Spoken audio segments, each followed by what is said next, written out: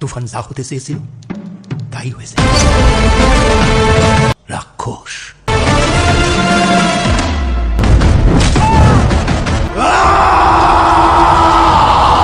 অনেক ভয় পাইছি রে।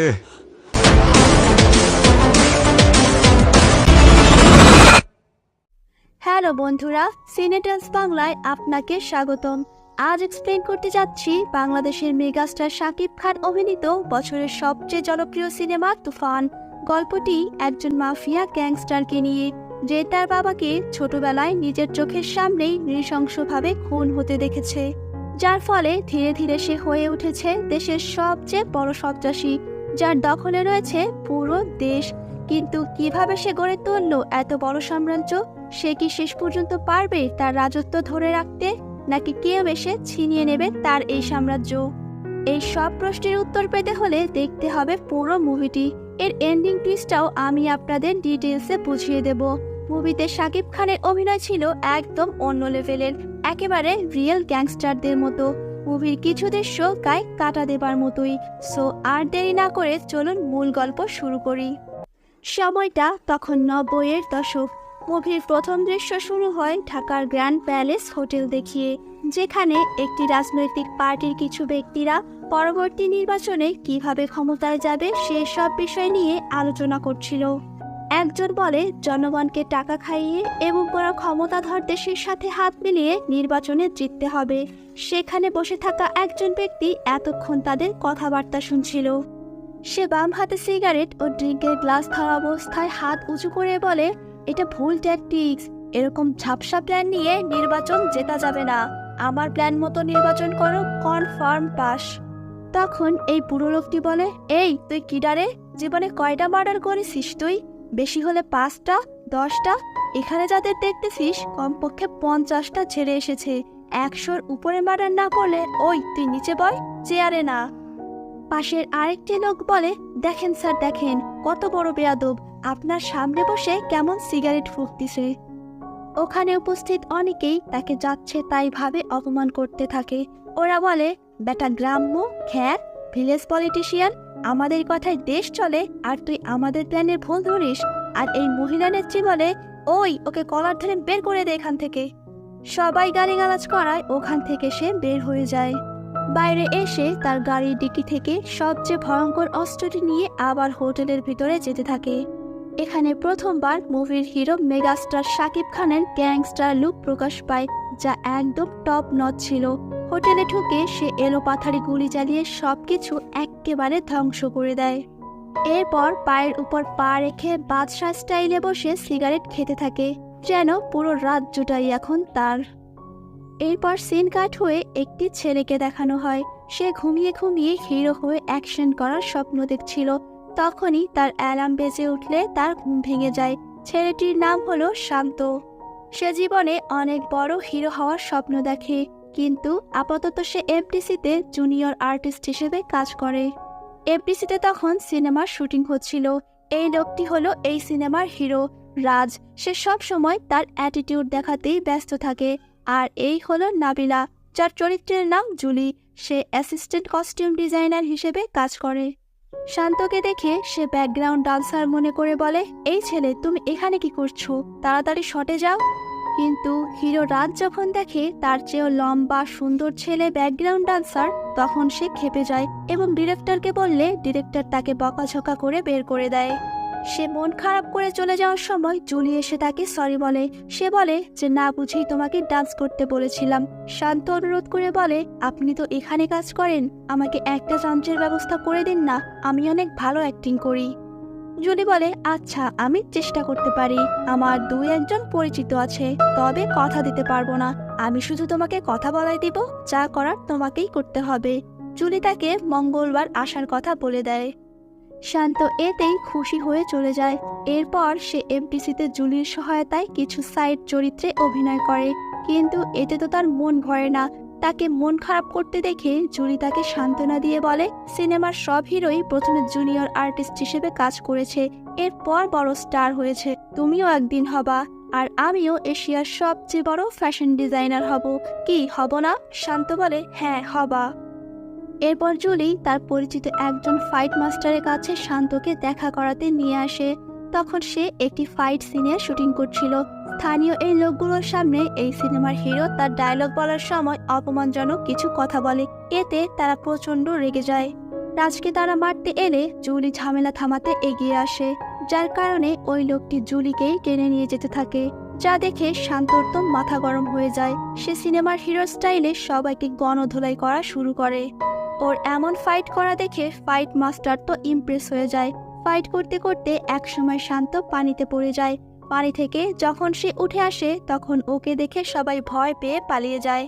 এরপর বাড়িতে ফিরে এসে জুলি তার প্রশংসা করতে থাকে। জুলি বলে, তুমি তো সেই ফাইট করলা, কিন্তু ওরা তোমাকে দেখে ভয় পেল কেন? শান্ত বলে, আমাকে দেখে ভয় পেয়েছে। ওই মুহূর্তে বাইরে থেকে আওয়াজ শুনে ওরা বাইরে যায় এবং দেখে একজন হিন্দু প্রতিবেশীর ডেলিভারি পেইন শুরু হয়েছে এবং তাকে দ্রুত হসপিটালে নিয়ে যেতে হবে। শান্ত একটি গাড়ি ম্যানেজ করে তাকে হসপিটালে নিয়ে যায়।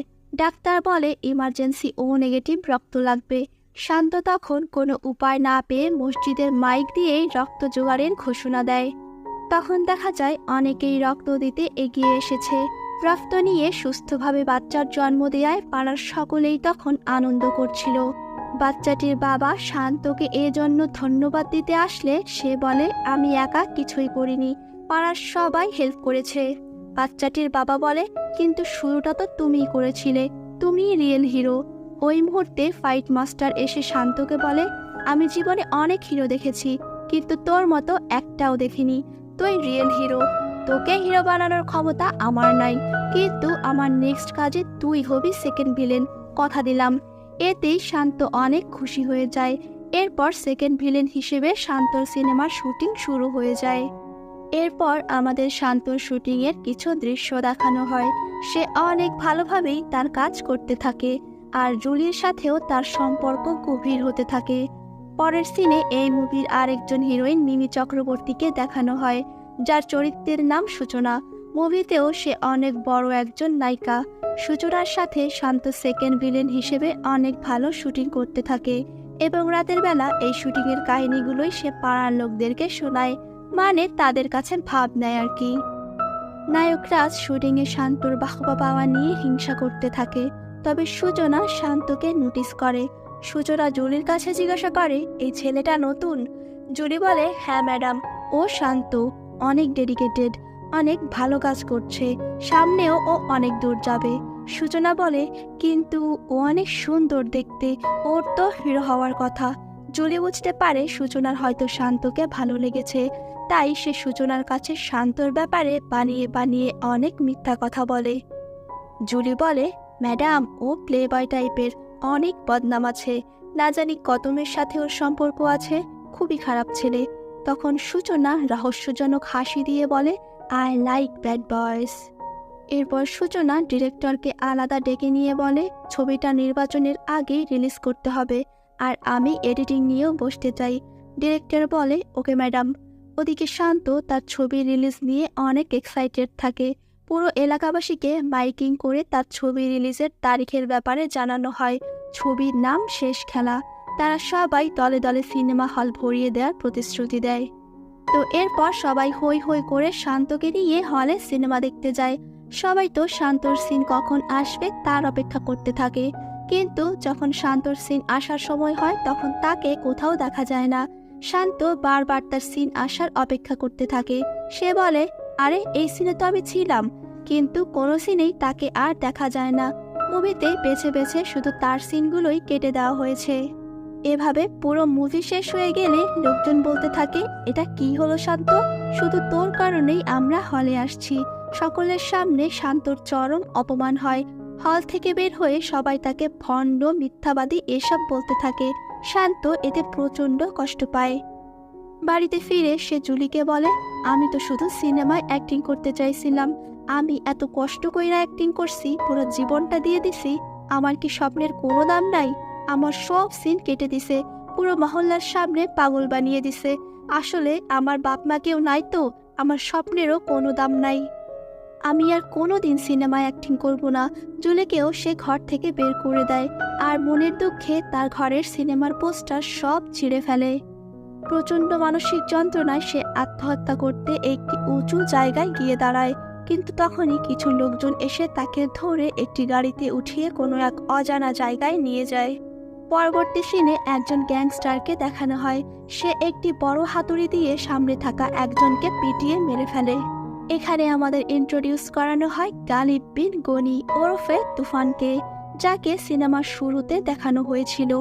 অর্থাৎ দেখতে এক হলেও শান্ত এবং তুফান দুটি সম্পূর্ণ আলাদা চরিত্র। তুফান দেশের শীর্ষ সন্ত্রাসী, যার দখলে পুরো দেশ রয়েছে। নায়িকা সূচনাকেও সেখানে দেখা যায়। শান্তকে তুফানের সামনেই ধরে এনে বসিয়ে রাখা হয়েছে। তুফান বলে, অনেকদিন ধরেই শুনতেছিলাম আমার মতো নাকি কাউরে এখানে সেখানে দেখা যায়, কিন্তু আমি তো এখানে। তাহলে ওখানে কে? কোনো চর, শত্রু নাকি ভ্রম? সূচনা আমাকে বলল যে আমার মতো একজন নাকি অভিনেতা, কিন্তু আমার সিনেমায় আমার চরিত্রে যে অভিনয় করবে তাকে যদি দর্শক আগেই দেখে ফেলে তাহলে তো সিনেমা ফ্লপ। সূচনা বলে, এই জন্যেই তোমার আগের ছবিতে কোনো দৃশ্যেই তুমি ছিলে না, কারণ তুফানের জীবন নিয়ে তৈরি হচ্ছে এক সিনেমা, আর সেই ছবির হিরো তুমি। শান্ত তো সিনেমার হিরো হওয়ার কথা শুনে অবাক, কিন্তু তুফান বলে, বাট এই ঝাপসাটারে দিয়ে হবে না, এরে বিদায় করো। শুধু তুফানের মতো চেহারা থাকলেই তুফান হওয়া যায় না, তুফান হতে অ্যাটিটিউড লাগে, চোখের দৃষ্টি, অ্যাকশন, স্পিড সব লাগে। সে তার বাবা জালালউদ্দিনকে বলে, আব্বা, দুবাই থেকে প্লাস্টিক সার্জারি করে কাউকে শুটিংয়ের জন্য নিয়ে এসো। তুফান চলে যেতে থাকলে শান্ত বলে, আমি পারবো ভাই, আমাকে কেউ কোনো চান্স দেয় না, আমাকে একটা সুযোগ দেন। তুফান বলে, কতদিন? শান্ত বলে, 2 মাস। তুফান তাকে সময় দিয়ে চলে যায়। জালালউদ্দিন শান্তকে বলে, তুমি 2 মাস কোথাও বাইরে যেতে পারবে না, আমি গল্প বলবো আর এই চাকলাদার গল্প লিখবে। আমি দেখতে চাই তুমি কত বড় তুফান হতে পারো। শান্ত বলে, আমি পারবো। এরপর জালালউদ্দিন তার গল্প বলা শুরু করে। সালটা 1961। এক গ্রামে একটি শিশুর জন্ম হয়। মানুষ কিলার হয়ে জন্মায় না, সময় তাকে কিলার বানায়। কিন্তু তুফান জন্ম থেকেই কিলার, কারণ তার জন্মের সাথে সাথেই তার মায়ের মৃত্যু হয়। তুফানের বাবা ছিল ন্যায়বাদী দলের প্রধান। জমি দখল আর চড়া সুদের বিরুদ্ধে তখন একটি আন্দোলন শুরু হয়েছিল শাহনেওয়াজ নামে একজন প্রভাবশালী লোকের বিরুদ্ধে। ন্যায়বাদী দল থেকে তার বিরুদ্ধে একটি হুমকির চিঠি পাঠানো হয়। এরপর শাহনেওয়াজ তার লোকজন নিয়ে তুফানের বাবা গনি মিয়ার কাছে আসে হুমকি দিতে। শাহনেওয়াজ গনি মিয়াকে বলে, গলার জোর বাড়ছে। গনি মিয়া বলে, গলা থাকলে তো গলার জোর বাড়বেই। শাহনেওয়াজ বলে, আর যদি গলাই না থাকে? সে কলার ধরে গনি মিয়াকে মাটিতে ফেলে বলে, এর ন্যায়বাদী দলের লোক, শান্তি চায় না, মানুষকে হুমকি দেয়, লুট করে, ডাকাতি করে, এদের স্থান এ দুনিয়ায় নাই। বলেই পুরো গ্রামের সামনে ধারালো কাঁচি দিয়ে তার গলা কাটতে থাকে। কিশোর তুফানের সামনেই তার বাবাকে নির্মমভাবে হত্যা করা হয়। তুফান এটা সহ্য করতে পারে না। শাহনেওয়াজের মতো রাক্ষসকে দমন করার জন্য তখন জেগে ওঠে আরেক রাক্ষস, তুফান। সে এক কোপে শাহনেওয়াজের ধর থেকে মাথা আলাদা করে দেয়। বাকিরা এটা দেখে ভয়ে পালিয়ে যায়। তুফান ওই কাটা মাথা হাতে নিয়ে ছুঁড়ে ফেলে দেয়। ঠিক সেই দিন থেকেই তুফান মানুষকে ঘৃণা করে। সে মানুষ হতে চায়নি কখনো, পশুও না। সে যা হতে চেয়েছে তাই হয়েছে, রাক্ষস। জালালউদ্দিন বলে, তখন তুফানকে একজনই বাঁচাতে পারত, নেতা থেকে পুলিশ, যার কথায় উপর করে। সে হলো বশির। তুফানকে গ্রেফতার করে নিয়ে যাওয়ার পথে বশির পুলিশের গাড়ি আটকায়। সে পুলিশকে বলে, এই ছেলেকে জেলে পাঠিয়ে আমাদের কি লাভ, যে যাওয়ার সে তো চলেই গেছে। ভেবে দেখো, একটা 15 বছরের ছেলে শাহনেওয়াজের মতো লোককে রাস্তায় ফেলে মারছে, সে 25 বছর বয়সে কি করবে? আর এই ছেলে তো একটা রত্ন, যা লাগে আমি দিচ্ছি, ওকে আমার গাড়িতে দিয়ে দাও। পুলিশ বশিরের কথায় তুফানকে ছেড়ে দেয়। এরপর আবার বর্তমান সিন দেখানো হয়। সরকারি দলের এই সদস্যরা তুফানের ব্যাপার নিয়ে আলোচনা করছিল। একজন নেতা বলে, আমাদের এখন এমন অবস্থা, না পারছি তুফানকে গিলতে আর না পারছি ওগলাতে। মূলত তুফানের কারণেই এরা তলানিতে চলে যাওয়া দল থেকে দেশের সরকার গঠন করেছিল। কিন্তু এদেরকে টপকে তুফান দেশের সব সেক্টরেই আধিপত্য বিস্তার করে রেখেছে। পুরো দেশটাই তুফানের কন্ট্রোলে চলে গিয়েছে। সরকারি এই লোকগুলো আশঙ্কা করছিল, এখনই তুফানকে সরাতে না পারলে দেশের জনগণ চরম ক্ষিপ্ত হয়ে যাবে এবং তারা পরবর্তী নির্বাচন জিততে পারবে না। কিন্তু তুফানকে সরানো তো মুখের কথা না, আর তুফান তো ধরা ছোঁয়ার বাইরে চলে গেছে। এক নেতা বলে, আমি শুনেছি তুফান হয়তো দুবাই চলে গেছে। দলের প্রধান ইয়াসিন বলে, বুঝলাম ব্যাপারটা কঠিন, কিন্তু সব কঠিনই তো তাপে গলে যায়, দেখি তাপের ব্যবস্থা করতে পারি কিনা। নেতাদের একজন তুফানকে এসে সরকারের সব কথা ফাঁস করে দেয়। সে মূলত তুফানের কাছ থেকে সকল সুযোগ সুবিধা নিয়ে তার হয়ে কাজ করে। জালালউদ্দিন আবার গল্প বলা শুরু করে দেয়। বশিরের ছায়ায় ছোট তুফান হয়ে উঠতে থাকে বড় তুফান। আস্তে আস্তে বাড়তে থাকে তার চাহিদা আর বড় হওয়ার অদম্য ইচ্ছা। সে বিভিন্ন জায়গা থেকে লুটপাট করে টাকা পয়সা এনে বশিরের কাছে দিত, কিন্তু বশিরের কাছে তার পাওনা টাকা চাইলে সে যা দেয় তাতে তুফানের মন ভরে না। সে আরো টাকা চাইলে বশির বলে, কুত্তা আছিস কুত্তাই থাক, বাঘ হতে যাস না। রাস্তা থেকে তুলে এনে তোরে তুফান বানাইছি, যা এখান থেকে। সময়ের সাথে সাথে বশিরের ভান্ডার ভরতে থাকে আর বাড়তে থাকে তুফানের চাপা ক্ষোভ। এরপর একদিন বশির কুস্তিতে তুফানকে আমন্ত্রণ জানায়, আর তুফান তো মনে মনে এতদিন একটা সুযোগের অপেক্ষায় ছিল। কুস্তি করতে করতে সে বশিরকে দম আটকে ধরে ঘাড় মোটকে মেরে ফেলে, আর বশিরের জায়গা সে দখল করে ফেলে। আফসোস, বশির জানত না তুফান বাঘও না, সিংহও না, তুফান রাক্ষস। তুফান এরপর তার সীমানা বাড়াতে রাজধানী ঢাকার দিকে পা বাড়ায়। বশিরের পর রাজধানী দখলের দাবি রাখে একজনই, তালাত, যে ঘুমের ভেতরেও মানুষ খুন করে। তুফান তালাতের ডেরায় তার সাথে দেখা করতে যায়। তুফানকে দেখে সে খুব উৎসাহী হয়ে যায়, চিৎকার করে বলতে থাকে, তুফান আইসে রে তুফান, আরে তুই করেছিস কি, সাব্বাস, আমি তো খুশি হয়ে গেছি। তোরে আমি কি দেই? তোরে একটা গিফট দেয়া দরকার। তার আগে বলি, তুই আমার পোষ্য হয়ে যা, আমার সাথে কাজ কর, দুইজন মিলে কোটি কোটি টাকা কামাবো, পুরো শহরে রাজ করব। সে একটি গান তুফানকে উপহার দেয়। তুফান বলে, আমিও আপনার জন্য গিফট আনছি। প্রথমে শহরে কি খালি হাতে আসা যায়? মিষ্টি খান ভাই। তালাত বলে, শুধু তুই আনছিস দেখে খাচ্ছি। সে বাকিদেরও মিষ্টি খেতে বলে, কিন্তু খাওয়ার সাথে সাথে তাদের অবস্থা খারাপ হয়ে যায়, অর্থাৎ মিষ্টিতে বিষ মেশানো ছিল। তুফান তালাতের জায়গায় গিয়ে বসে আর বলে, তুফান পোষ মানে না, পোষ মানায়। তালাতের দেয়া বন্দুক দিয়েই তুফান তাকে গুলি করে মারে। এখানে তুফানের যে ভয়ঙ্কর অ্যাটিটিউড, বাপরে, গায়ে কাটা দেওয়ার মতো।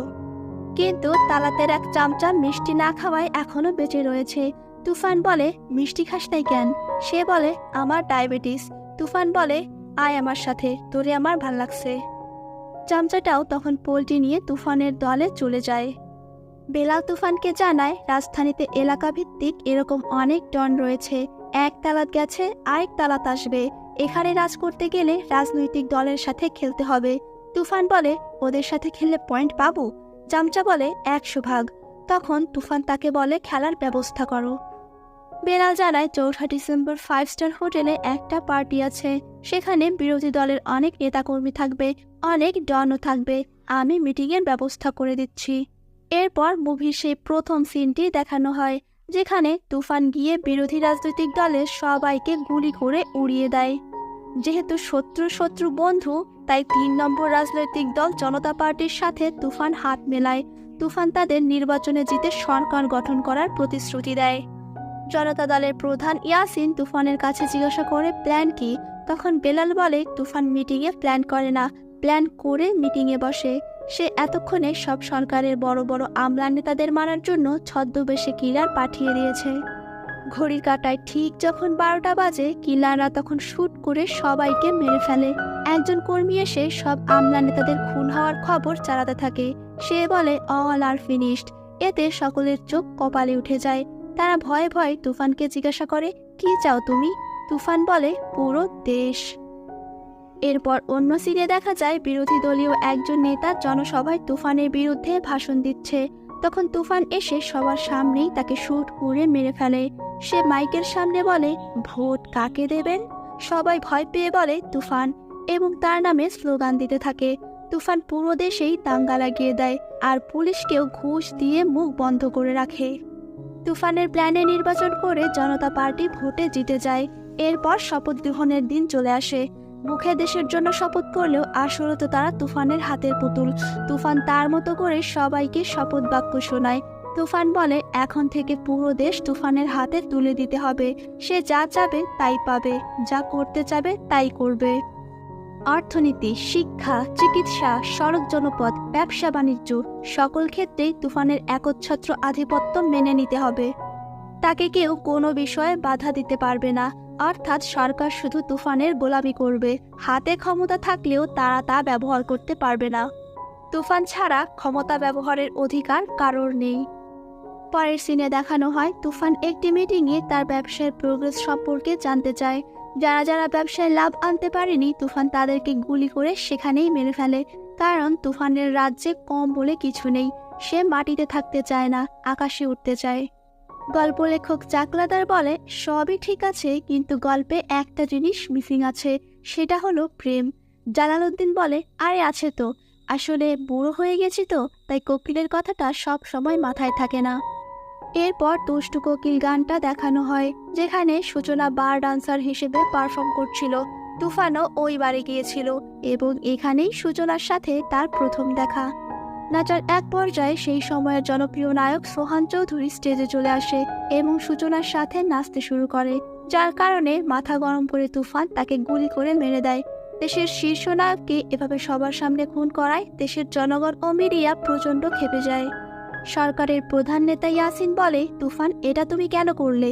তোমার এটা করা একদমই উচিত হয়নি। ইয়াসিনের পাশের লোকটাও তুফানকে ছিছি করে। এজন্য তুফান রেগে গিয়ে সূচনার জুতা দিয়ে তাকে প্রচণ্ড মারে। তুফানের এমন উগ্রতা দেখে সবাই নিশ্চুপ হয়ে যায়। বেলাল তখন ইয়াসিনকে একটি কাগজ ধরিয়ে দিয়ে বলে, প্রেস ব্রিফিংয়ে এই কথাগুলোই বলবেন।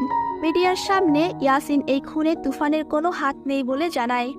তুফানের ক্ষমতার সামনে এত বড় সত্যটা জাস্ট চাপা পড়ে গেল। পরের সিনে তুফান সূচনাকে নিয়ে তার প্রাসাদে যায়। তুফান সূচনাকে বলে, আমার কোনো মানুষ ভাল লাগে না, কিন্তু তোমারে ভাল লাগছে, কারণ তুমি মানুষ না, পরী। থেকে যাও আমার রাজ্যে, এখন থেকে তুমি যা চাও তাই পাবে। সূচনা বলে, এই কথা আর কতজন মেয়েকে বলেছেন? তুফান হেসে বলে, আরে না না, আমার জীবনে তুমিই প্রথম নারী, বলো তুমি কি চাও। সূচনা জানায় সে সিনেমার নায়িকা হতে চায়। বারে ডান্স করতে তার আর ভালো লাগে না। তুফান বলে, এইটুকুই? আজকের পর থেকে তুমিই হবে দেশের 1 নম্বর নায়িকা। জালালউদ্দিন শান্তকে বলে, তারপর থেকে তুফানের হাত ধরে সূচনা বড় স্টার হয়ে যায়। আর গল্প এখানেই শেষ। তোমার বাইরের লুকটাও তুফানের মতো এসে গেছে, এখন ভেতর থেকেও তুফানের মতো হয়ে উঠতে হবে। এজন্য তুফানের বডিগার্ড সুলতানকে শান্তর সাথে রিহার্সেল করতে দেওয়া হয়। সে শান্তকে তুফানের মতো হাঁটা, চলা, কথাবার্তা সবকিছু কপি করতে শেখায়। পরবর্তী সিনে ইয়াসিনকে দেখানো হয়। তুফানকে বাগিয়ে আনার জন্য সে gold medalist assistant police commissioner CID আকরামকে অ্যাপয়েন্ট করে। আকরামের চরিত্রে অভিনয় করে চঞ্চল চৌধুরী। কিন্তু আকরাম দেখা করতে আসলে তার বডি ফিটনেস দেখে কারোরই তাকে পছন্দ হয় না। একজন বলে, এই তো তুফানের সামনে দাঁড়াতেই পারবে না, আমাদের কোনো শক্তিশালী কাউকে প্রয়োজন। আকরাম বলে, তুফানের সাথে শক্তিতে কেউ পারবে না স্যার। শক্তিতে তুফান প্রথম হারিয়েছিল বশিরকে। সে কুস্তি করার সময় বশিরের ঘাড় ভেঙে মেরে ফেলে আর বশিরের সাম্রাজ্য চুরমার করে দেয়। তারপর তালাত, এরপর প্রধান বিরোধী দল। যদিও আপনাদের দলকে তুফান এখনো খেয়ে দেয় নাই, কিন্তু খুব শীঘ্রই খেয়ে দেবে। তুফানের আসল নাম গালিব বিন গনি। বডি দিয়ে খেলে তুফানের সাথে জেতা যাবে না, খেলতে হবে মাথা দিয়ে। ইয়াসিনকে সে বলে, স্যার, একটা যদি সুযোগ পাই তুফানকে খেয়ে দেব। পরের সিনে দেখানো হয় আকরাম তার টিম নিয়ে সিনেমা হলে বসে আছে। তখন একজন বলে, স্যার, আমরা গত 3 দিন ধরে শুধু সিনেমাই দেখছি। আকরাম বলে, তুফানকে ধরতে জাল বিছিয়ে লাভ হবে না। তুফান হচ্ছে বিরল প্রজাতির সাদা তিমি, তার গতিবিধি লক্ষ্য করতে হবে। আর এই নায়িকা অল্প দিনেই কেমন প্রভাবশালী হয়ে গেছে, এর সাথে নিশ্চয়ই কোনো গডফাদারের সম্পর্ক আছে, আর সেটা তুফান। এই মেয়ের ফোন নাম্বার জোগাড় করো আর কাজে লেগে যাও। এরপর সিন শিফট হলে দেখা যায় তুফান শান্তর সাথে দেখা করতে এসেছে। তুফানের কপালে একটা কাটা দাগ রয়েছে, তাই সে ছুরি দিয়ে শান্তর কপাল কাটতে গেলে সে সরে যায়। তুফান বলে, রাক্ষসের নিশানা মিস করা যাবে না। সে চলে যেতে থাকলে শান্ত একটি ছুরি নিয়ে নিজেই তার কপাল কেটে ফেলে আর বলে, রাক্ষসের নিশানা ভুল হবে না ভাই। তুফান এতে ইমপ্রেস হয়ে বলে, লেটস বিগিন। অন্যদিকে আকরাম সূচনার শুটিংয়ে গিয়ে উপস্থিত হয়। সূচনা তাকে দেখে রেগে গিয়ে বের করে দিতে বলে। আকরাম বলে, ম্যাডাম, আপনি কি মনে করেছেন আমি কি আলিফ লায়লার, মালিকা হামিদার সেই আকরাম? আমি এসি আকরাম, সিআইডি। আমি কথা বলতে চাইলে আপনাকে কথা বলতে হবে। আকরাম তাকে জিজ্ঞাসা করে, তুফানকে চেনেন? সুজনা উত্তর দেয়, তুফান চিনি, তুফান কে না। আকরাম তাকে তার ভিজিটিং কার্ড দিয়ে বলে, আমাকে আপনার দরকার হবে, প্রয়োজনে কল করবেন। এই বলে সে ওখান থেকে চলে যায়। এরপর তুফান তার দলবল নিয়ে শুটিং সেটে এসে শুটিং বন্ধ করে দেয়। সে সূচনাকে জিজ্ঞাসা করে, তোমার কাছে কে এসেছিল? সূচনা বলে, এসি আকরাম আমাকে তোমার ব্যাপারে জিজ্ঞাসা করছিল। আমি বলেছি আমি তোমাকে চিনি না। এরপরের দৃশ্যে শান্তকে একদম তুফানের মতো সাজিয়ে তার সামনে নিয়ে আসা হয়, কিন্তু শান্ত তুফানের সামনে কাচুমাচু হয়ে বসে পা নাড়াচ্ছিল। যা দেখে তুফান বলে, ধ্যাত, খালি স্যুট পরলেই তুফান হওয়া যায় না, পুরাই ঝাপসা। বাবা, ওরে নিয়ে যাও, ও পারবে না। শান্ত বলে, আমি পারবো ভাই, আমাকে একটা সুযোগ দিয়ে দেখেন। তুফান বলে, তাহলে যা, করিডোরে কিছু বিজনেসম্যান বসে আছে, তুই গিয়ে ডিলটা ফাইনাল করে আয়। শান্ত পুরো তুফানের স্টাইলে হেঁটে গিয়ে বিজনেসম্যানদেরকে বলে, ব্যবসা করতে চাইলে 70% দিতে হবে। তারা তুফান ভেবে ডিলটা ফাইনাল করে দেয়। এই কথা শুনে তুফান খুশি হয়ে যায়। সে শান্তকে বলে, ঠিক আছে চল, আরেকটা গেম খেলি। এখন তুই তুফান সেজে সূচনার কাছে যাবি। ও যদি তোরে চিনতে না পারে তুই পাস। আর শোন, কোনো উল্টাপাল্টা করিস না কিন্তু। শান্ত বলে, আমি অ্যাক্টর ভাই। শান্ত এরপর সূচনার কাছে গেলে সে তুফান মনে করে তাকে জড়িয়ে ধরে। শান্ত বলে, সূচনা আমি খুব টায়ার্ড, আমি এখন ঘুমাতে যাচ্ছি। সে সূচনাকে পাত্তা না দিয়ে ঘুমাতে চলে যায়। পরবর্তী সিনে আকরামকে দেখানো হয়। তার টিমের কাছে সে তুফানের আপডেট জানতে চায়। একজন জানায় তুফানের দলের লোক জালালউদ্দিনকে প্রায় বাইরে এদিক সেদিক দেখা যাচ্ছে, কিন্তু তুফানের কোনো পাত্তাই পাওয়া যাচ্ছে না। আকরাম বলে, কিছু কিছু সময় তিমি মাছ সমুদ্রের একদম তলদেশে ঘাপটি মেরে বসে থাকে, কিন্তু বড় তিমি কট করার আগে ছোট ছোট তিমিগুলোকে কট করতে হবে, কারণ কান টানলেই তো মাথা আসবে। এজন্য কান টানতে থাকো, মাথা ঠিক বেরিয়ে আসবে। আর জালালউদ্দিন হচ্ছে সবচেয়ে বড় কান। পুলিশ এরপর জালালউদ্দিনকে ফলো করে তাকে ধরে ফেলে। আকরাম বলে, এই মুরব্বির পায়ে একটা গুলি করে হসপিটালে পাঠাও, রেস্ট নিক। তুফানের কাছে এই খবর আসতেই সে সিংহের মতো হুঙ্কার দিতে দিতে হসপিটালে গিয়ে পৌঁছায়। সেখানে যেই তাকে বাধা দেয় তাকেই তুফান গুলি করে মারতে থাকে। এরপর জালালউদ্দিনকে নিয়ে সবকিছু তছনছ করে দিয়ে পুলিশের গাড়িতে আগুন লাগিয়ে সে তার ডেরায় চলে যায়। সেখানে গিয়ে সংবাদপত্রের একটি খবর দেখিয়ে তার বাবাকে জিজ্ঞাসা করে, এইটা তুমি কি করলা আব্বা? আমার বিরুদ্ধে রাজসাক্ষী হইলা, পুলিশকে সব বলে দিলা, তোমারে আমি আমার বাবার চেয়ে বেশি ভালোবাসছি, মাথায় করে রাখছি, তুমি আমার সাথে বেইমানি করলা। সে বেলালকে তাকে গুলি করতে বলে, কিন্তু বেলাল গুলি করতে পারে না, তার হাত কাঁপতে থাকে। সূচনা তুফানকে আটকাতে গিয়ে বলে, সে তোমার বাবার মতো। তুফান বলে, ওই চুপ, একদম মেরে ফেলবো। এরপরই তুফান নিজ হাতে একের পর এক গুলি করে তাকে মেরে ফেলে। সে চিৎকার করে বলে, আমি তুফান, আমার কোনো আপনজন নাই, আমার কাছে বেঈমানের কোনো জায়গা নাই। তারপরও দেখা যায় বাবার মতো মানুষটিকে মেরে সে ভেতরে ভেতরে শেষ হয়ে যাচ্ছিল। ওদিকে দেখা যায় ইয়াসিন তাদের লিডারের কাছে গিয়েছে। সে লিডারকে জানায় সব কিছু কন্ট্রোলের বাইরে চলে গেছে, পলিটিক্স, পাবলিকের সাপোর্ট, পুলিশের ক্ষমতা, সবকিছু। সামনের নির্বাচনে জেতার এখন একটাই উপায়, তুফানকে পৃথিবী থেকে সরিয়ে দিতে হবে। লিডার পারমিশন দিয়ে দেয় আর বলে, যা করার করো, কিন্তু কোনো মতেই ক্ষমতা হাতছাড়া করা যাবে না। তুফানের সহযোগী বেলালকেও পুলিশ গ্রেফতার করে নেয়। আর সারা দেশে তুফানের যত বেআইনি কাজকর্ম চলে পুলিশ সব বন্ধ করে দেয়, তার সমস্ত গোডাউন সিলগালা করে দেয়। এ সকল কারণে তুফান তার লোকজনদেরকে প্ল্যান বি এক্সিকিউট করার কথা বলে দেয়। একের পর এক তার সব কাজকর্ম ধরা পড়ার খবর আসতে থাকে। এতে সে ভীষণ দুশ্চিন্তাগ্রস্ত হয়ে ড্রিঙ্ক করতে থাকে। এর মধ্যেই সুলতান এসে তাকে খবর দেয় যে তার নামে হুলিয়া জারি হয়েছে। তুফান বলে, আব্বাকে ডাক। সুলতান বলে, স্যার, আব্বা তো। তুফানের তখন মনে পড়ে সে তো নিজের হাতেই তাকে মেরে ফেলেছে। এতে সে দিশেহারা হয়ে আহত সিংহের মতো গর্জন করতে থাকে। এরপর সে সূচনাকে বলে, তুমি আমারে ভালোবাসো না? তুমি আজকাই ওই পোলাডারে ধরাইয়া দাও। সূচনা বলে, কে, শান্ত? তুফান বলে, হ্যাঁ শান্ত। আকরামকে ফোন করে বলো তুফান তোমার কাছে আছে। সারা দেশ জানবে তুফান মারা গেছে, কিন্তু মরবে শান্ত। তুফান কখনো মরতে পারে না, অর্থাৎ কোনো সিনেমা টিনেমা না। বিপদে শান্তকে ধরিয়ে দেওয়ার জন্যই তুফান তাকে তৈরি করেছে। সূচনা বলে, আর আমার কি হবে? তুফান বলে, তুমি অ্যাক্টিং করো, তুমি তো এটাই চাইছিলা। দেশটা তো হাতছাড়া হয়ে গেছে, আবার হাতে আসুক, তারপর তুমি আবার রানীর মতো থাকবা। সূচনা তুফানকে জানায়, চিন্তা করো না, আমি তোমার জন্য অপেক্ষা করব। তারপর তুফান শান্তকে এসে বলে, আজ তোমার ফাইনাল পরীক্ষা, এতে পাশ করলেই তোমার শুটিং শুরু। আমি একটু দুবাই যাচ্ছি, তুমি আমার হয়ে এখানকার সব মিটিং অ্যাটেন্ড করবা, পারবা তো? শান্ত মাথা নাড়িয়ে বলে, জি ভাই। এরপর শান্ত ও তুফান দুটো গাড়িতে করে বেরিয়ে যায়। একদিকে তুফান যাচ্ছে এয়ারপোর্ট, আর শান্ত যাচ্ছে মিটিং অ্যাটেন্ড করতে।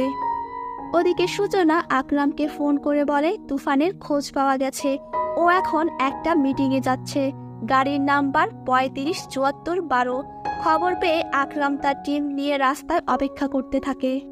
শান্তর গাড়ি দেখা মাত্র আকরাম গাড়ির টায়ারে শুট করে দেয়, ফলে গাড়ি উল্টে অ্যাক্সিডেন্ট হয়ে যায়। গাড়ির ভেতর থেকে আহত অবস্থায় শান্ত বের হয়ে আসে।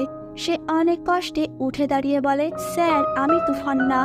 কথা বলার পরও আকরাম তাকে গুলি করে আর এগিয়ে গিয়ে বলে, তুফান, অনেক ভয় পাইছি রে। তুফান আবার বলে, স্যার, আমি তুফান না। তারপরও আকরাম তাকে পরপর আরো 3টি গুলি করে। শান্ত মাটিতে লুটিয়ে পড়ে, কিন্তু সে কি সত্যিই মারা গেল, নাকি এখনো সে বেঁচে রয়েছে? এর উত্তর রয়েছে একদম শেষে। অপরদিকে তুফানের মৃত্যুর সংবাদ জেনে সরকারের যেন গলা থেকে কাটা নামলো। সারা দেশে ছড়িয়ে গেল শীর্ষ সন্ত্রাসী তুফানের মৃত্যুর খবর। বাট খেলা তো এখনো শেষ হয়নি। তুফান তখন দুবাইয়ের পথে প্লেনে বসে মুচকি হাসছে। এরপর সিন শিফট হলে সূচনাকে দেখানো হয় আকরাম আবারও তার কাছে এসেছে। সে সূচনাকে বলে, কাজটা আপনি কি করে করলেন বলেন তো? সূচনা বলে, এছাড়া আমার আর কোনো উপায় ছিল না স্যার। আমি তুফানের হাতের খেলনা হয়ে গিয়েছিলাম। ও আমাকে নিজের স্বার্থে ব্যবহার করেছে। ও নিজেকে ছাড়া কাউকে ভালোবাসে না। প্রয়োজনে ও সবাইকে মেরে ফেলতে পারে। এজন্য আমি শান্তকে বাঁচিয়ে তুফানকে মেরেছি। Wait, what? শান্ত বেঁচে আছে আর তুফান মারা গেছে?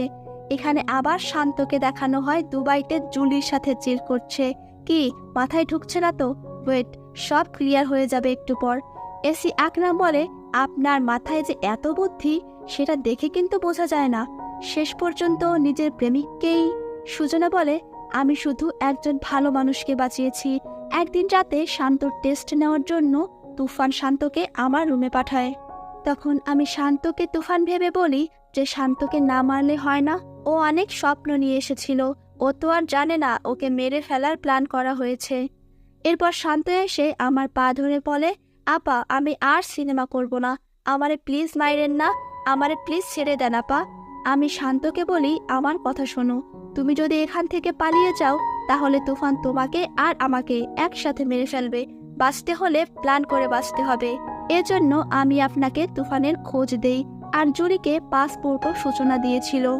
সূচনা উঠে চলে যাওয়ার সময় আকরাম তাকে বলে, ওই অভিনেতা এখন কোথায়? সূচনা বলে, হয়তো কোথাও অভিনয় করছে। আকরাম বিড়বিড় করে বলে, চারদিকে এত অভিনেতা, সিনেমাটা যে কখন শেষ হবে?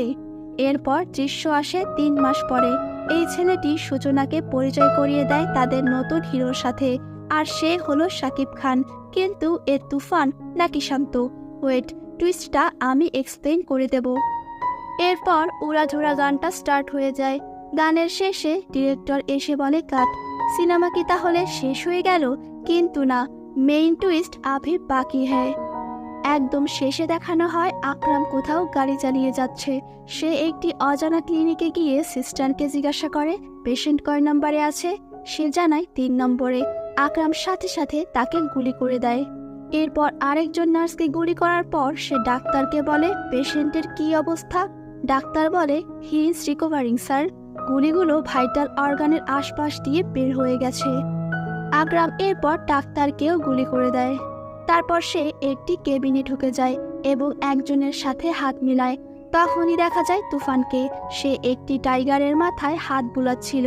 এই টুইস্ট রেখেই তুফান শেষ হয়ে যায় আর দেখানো হয় তুফান 2 লোডিং। এবার আমি এন্ডিংটা এক্সপ্লেন করে দিচ্ছি। আসলে আকরাম সেদিন শান্তকেই গুলি করেছিল। তারপর সে শান্তকে সবার আড়ালে ট্রিটমেন্টের ব্যবস্থা করে। এজন্যই ওইসব নার্স ও ডাক্তারদেরকে সে গুলি করে মেরে ফেলে, যাতে শান্ত বা তুফান যে বেঁচে আছে তা কেউ জানতে না পারে। আর এ যদি শান্ত হয় তাহলে সূচনা কেন আকরামকে বলল যে শান্ত জুলির সাথে দুবাইতে আছে? আসলে সূচনা আকরামকে মিথ্যা গল্প শুনিয়েছিল। এটা মূলত ওদের প্ল্যান ছিল। দুবাইতে শান্ত না, তুফান রয়েছে শান্তর ছদ্মবেশে, আর জুলিও সেটা বুঝতে পারেনি। যেহেতু পুরো দেশ তুফানের বিরুদ্ধে চলে গিয়েছিল, তাই তুফানের কাছে নিজেকে মারার নাটক করা ছাড়া আর কোনো উপায় ছিল না। আর তুফানের তো কোনো ধ্বংস নেই, তাই সে শান্তর পরিচয় আবার দেশে ফিরেছে, হয়তো নতুন কোনো ধামাকা করার জন্য। আর ওইদিকে শান্তর ক্লিনিকে বসে ওই অ্যারোগ্যান্ট রূপ দেখে অনেকের মনেই কনফিউশন সৃষ্টি হয়েছে যে এই আসলে কে। কিন্তু ওটা শান্তই ছিল, কারণ সে তো অনেকদিন ধরেই তুফানের মতো হওয়ার চেষ্টা করে যাচ্ছিল। আর যেহেতু তাকে ঠকানো হয়েছে, তাই তার মধ্যেও এই অ্যারোগেন্স ভাবটা চলে এসেছে, আর সে বাঘের মাথায় হাত রেখেছিল। কিন্তু পুরো মুভিতে তুফানের সাইন হিসেবে সিংহকে দেখানো হয়েছে, এবং যেহেতু 3 মাস পর তুফানও শান্ত রূপে ফিরে এসেছে, হয়তো তুফান 2-তে আমরা সিংহ বনাম বাঘ অর্থাৎ তুফান ও শান্তর ক্ল্যাশ দেখতে পাবো। বাকিটা তো ডিরেক্টরই ভালো জানে। আমি আমার মতামতটা এক্সপ্লেন করলাম। এই সম্পর্কে আপনার মতামত কি সেটা কমেন্টে জানাবেন। মুভিটি ভালো লাগলে একটি লাইক করবেন। আরও নিত্য নতুন সব মুভির এক্সপ্লেন শুনতে সিনেটাস বাংলা চ্যানেলটিকে সাবস্ক্রাইব করে পাশে থাকবেন। আজ এ পর্যন্তই। সকলে ভালো থাকবেন, সুস্থ থাকবেন। ধন্যবাদ।